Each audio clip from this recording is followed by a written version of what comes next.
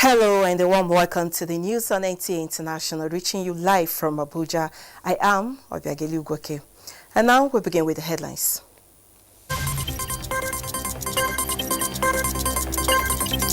Federal government affirms that there was no pressure that compelled the release of Sambo Dasuki and Omoyele Sowore. Correspondent of Special Assignment takes a look at the agricultural sector in Nigeria 2019.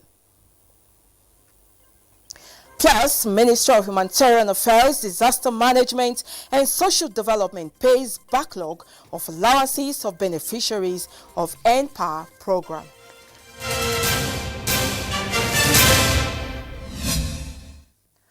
Many thanks for joining us. And now the details. The federal government has reaffirmed that there was no pressure mounted on it at home or abroad that compelled the release of the convener of Revolution Now, Omoyele Sowore, and the former National Security Advisor, Sambo Dasuki. The reports. The Attorney General of the Federation and Minister of Justice, Abubakar Malami, SAN, made the clarification in Abuja. Malami affirmed that the federal government released the two on compassionate grounds. The Attorney General of the Federation and Minister of Justice maintained that the only reason for the release of Omoyele Sowore and Sambo Dasuki revolved around the government's commitment to the rule of law, obedience to court orders, and compassionate grounds. Malami SAN pointed out that as far as the law is concerned, in relation to the Nigerian justice system, one has multiple options after a court has ruled on a matter. These options, according to the minister, include the right to appeal the said ruling, the right to ask the same court that issued an order to vary or review the terms of the order, as well as the right to request for stay of execution of the order pending the hearing and determination of an appeal in that matter. Malami denied the claim that his office has received any formal communication from any American senator on the matter, and that the discussion during the visit of the American ambassador to Nigeria at the event of the submission of letter of credence were not in any way connected to the accused persons. On Sheikh Ibrahim El-Zazaki, the minister said the federal government does not interfere with the cases that are being prosecuted by state governments. Still from the Judiciary, the Code of Conduct Tribunal has ordered Azuka Obiageli Azinge to step aside as the Acting Registrar General of the Corporate Affairs Commission over allegation of contravening the provisions of the Code of Conduct Bureau and Tribunal Act. The acting chairman of the tribunal, Danladi Umar, gave the order after the arraignment of the defendants. The tribunal also ordered the Minister of Trade and Industry, the chairman of the board of CSE, to appoint the next most senior director to take over the position in acting capacity. The matter has been adjourned to January 6, 2020. And let's talk agriculture now. Agricultural activity is seasonal and it's usually based on a 12-month calendar period from January to December. However, agricultural economists are of the views that government policies and programs on food production and supply can impact positively or negatively on the benefits derivable from the sector. Musa Babaliu takes a look at how the agricultural sector fared in 2019. A typical farmer recognizes what he described as three most important periods in a year cycle, which are rainy season, harvest belt, and the dry season.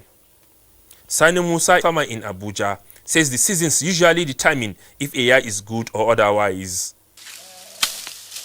Going by this, 2019 can be described as a good year for farmers, considering the report of the Agricultural Research Institute, Ahmadu Bello University Zaria, on this year's crop season. The report indicated that food production increased by more than 80%.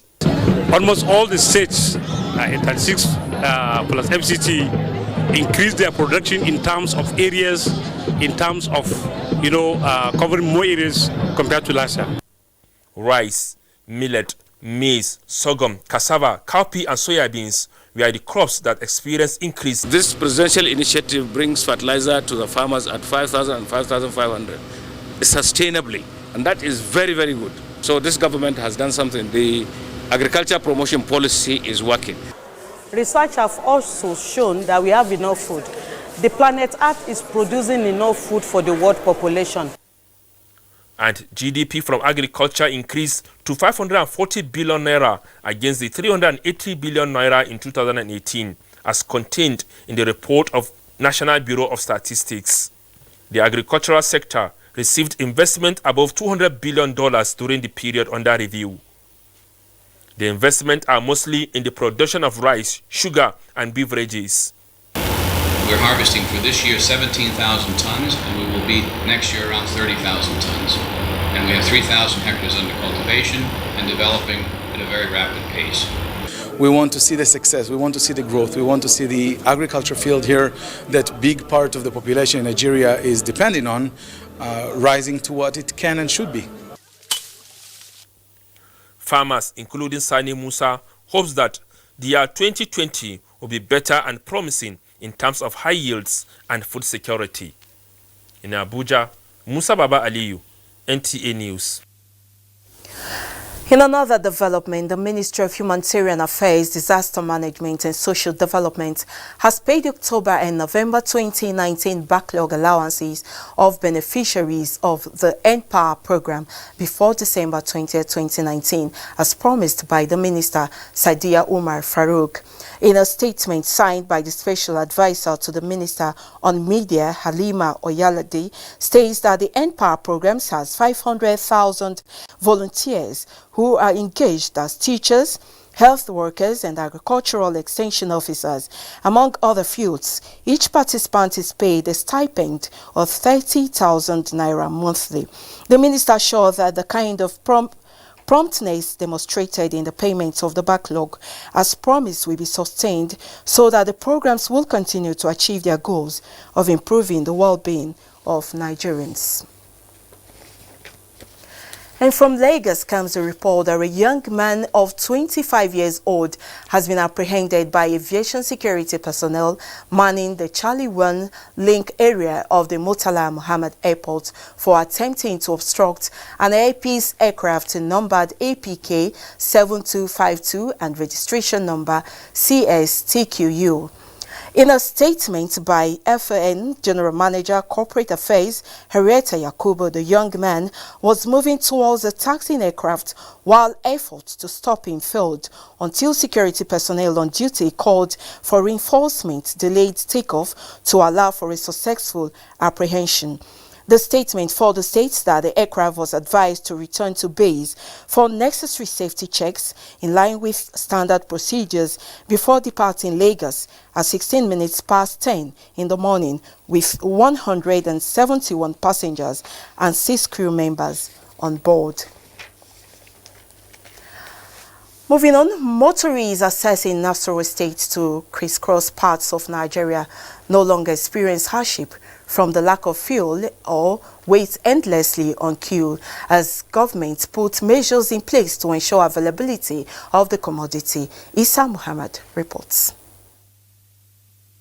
With the experiences of the past, it is heartwarming for motorists and passengers getting the commodity with ease as guarantee for their trips ahead.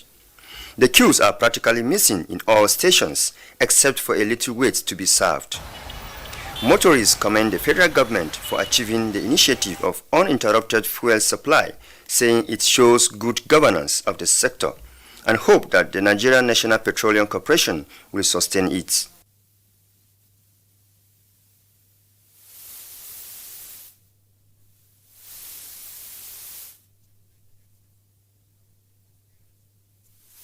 Of Petroleum Resources says it's monitoring sales at government-approved price as other regulations continue to apply to make the system working.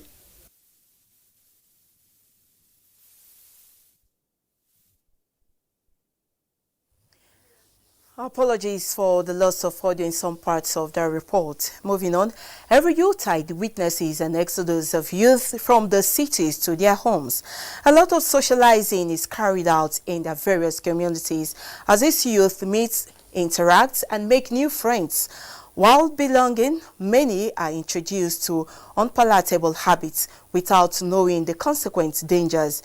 One of such habits is drugs abuse. In this report, Basi Taiwan takes a look at the dangers of drug use and the need for youth to fight the temptation of trying new lifestyle and rejecting being lured into drug use. Festive periods are usually characterized by many activities that bring youth together to interact, and in the process, new habits are either formed, copied, or transferred in the course of hanging out. One of such habits that is very common among the youth population is drug abuse. Youths, adults take drugs anyhow, they abuse it. They don't take advice from anybody because once they are into that drugs, they feel they are on top of the world. Periods such as those observers say requires close parental watch on children in order to checkmate circumstances or any possibility that could lead them to destructive path of drug use and abuse. Because when we allow things to go wrong, it will still come back to affect us. Start from the home to tell your child that, look, drug is dangerous. Give the child proper education on drug addiction and how it could ruin his or her life. I think no child wants to be ruined. Dr. Hope, who was introduced to drug at the age of 12 and took the special intervention of his parents to get him out, says prevention is the way to go, as the cost of rehabilitation is huge. The message is one, and that is families must assume their role in the campaign against drug abuse, especially children. And as the youth backs in the euphoria of Yuletide, the message here is caution. It is bad. It is dangerous. It will ruin your future if you get involved in drug abuse. If you want a better future for yourself, stay out of drugs. So, which would you rather go for? Pursue your dreams for a successful future with a sound mind, or indulge in such habits that could cut short your dreams? Basi Taipan, NTA News. From drug abuse at Yuletide, we turn to the fight against smuggling. Local rice production in Nigeria has hit a record level, meeting domestic demand, notwithstanding desperate efforts by smugglers to frustrate government initiative in curtailing importation. Muhammad Umar reports that the Nigerian Customs Service says the battle against importation of the commodity must be sustained and won. Establishing the fact that local rice is available in Nigerian market is not far-fetched. Take a look at this. They are all made in Nigeria rice. This puts smile on the faces of businessmen such as Aliu Ibrahim. He says he has sold more than 2,000 bags of locally produced rice during this festive season. From this Christmas, I sold more than 1,000 or 2,000 bags. So I can say alhamdulillah, from the beginning of this December to this 26th, I say mashallah. Protecting Aliu's business, the interests of other Nigerians and the economy by promoting local production through value chain addition to rice is what the Nigerian Customs Service seeks to achieve with the ban on importation of the commodity. We have so far seized about 5,143 bags of 50 kg foreign parboiled rice from September to date. We have collected customs duty of about 1,123,438,664 naira so far. While reiterating the commitment of the Nigerian Customs to fighting any act capable of jeopardizing the growth of the nation's economy, the controller called for understanding of the public to enable them win the war against smuggling. In Kaduna, Muhammad Umrajingi, NTA News. This is the news on NTA International. We'll take a break now and the news continues shortly. Stay with us.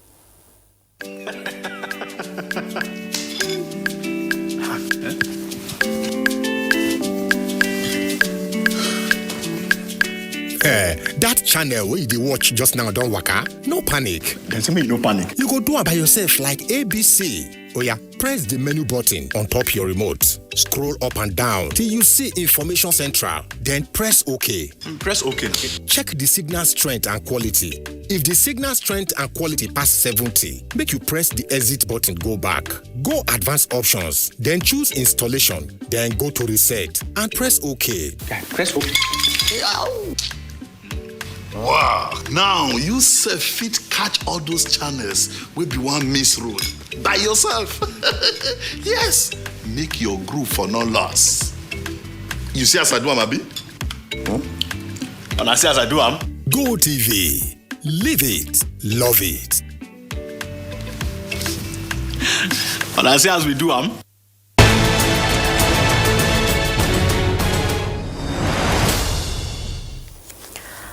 Many thanks for staying with us. President Muhammad Buhari salute Comrade Amitolu Shitu, who turns 55 on December 28, for his sense of commitment to a better society, which he resolutely advocates without playing to the gallery or with any self-promotion and personal aggrandizement. In a statement signed by Special Advisor to President, Media and Publicity Femi Adesina, the President recalls his long and close relationship with human rights lawyer Chief Gani Fayemi, rising to become Deputy National Chairman of National Conscience Party, NCP.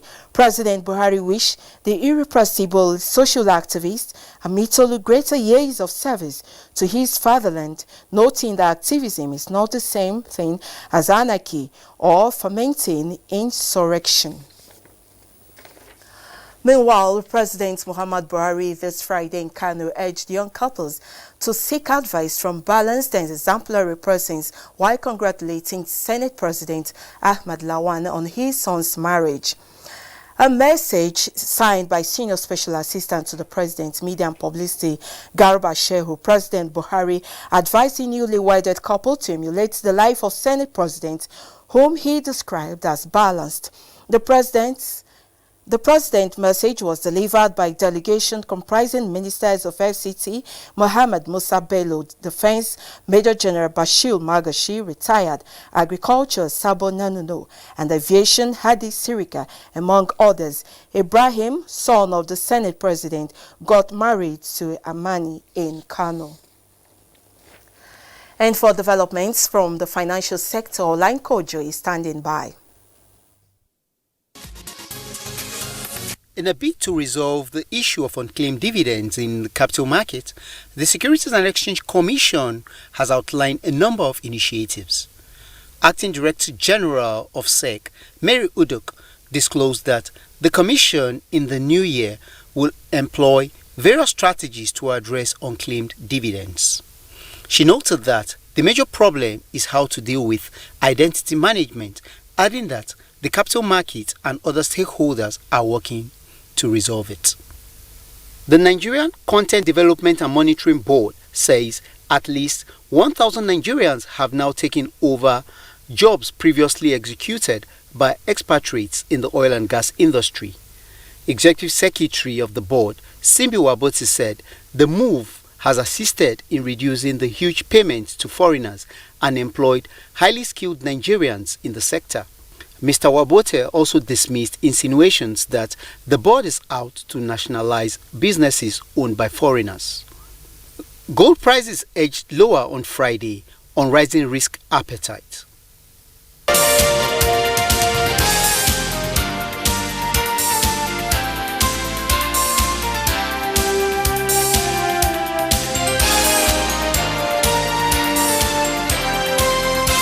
Olainka Ojo for Business News. For highlights of stories that made headlines across the globe, Adebola Brooklyn Sunday is our guide. A YouTube subscriber who criticized the Moroccan king has been sentenced to prison, while a journalist activist Omar Radi, who defended anti-government protesters in a tweet, has been detained. Reports say the royal family is widely revered in Morocco, and criticizing the king is a criminal offense. Radi's arrest was prompted by a tweet 6 months ago that criticized a Moroccan court's decision to hand maximum prison sentences to leaders of mass demonstrations in the poverty-stricken Northern Reef region. And a passenger plane has crashed in Kazakhstan, killing at least 15 people. The aircraft went down and crashed into a building shortly after takeoff from Almaty Airport early Friday morning. At least 60 injured people, including children, were taken to hospitals. The Fokker 100 aircraft was en route from Almaty, Kazakhstan's largest city, to the capital, Nur-Sultan. In another development, the number of people killed in a typhoon that battered the Philippines over the Christmas period has risen to 28. Typhoon Phamphone, which made landfall on Tuesday, caused severe floods and destroyed homes in several provinces. Officials said some of the dead were hit by trees, while others were electrocuted or drowned. Adepola, Brooklyn Sunday, NTA News. And on sports, we continue with our review of Nigerian sports in 2019 as Kenema Bodike brings part 2 on sports updates. Nigeria's football in 2019 was a mixed grill, with the Super Eagles ending the year 31st in the world and 3rd in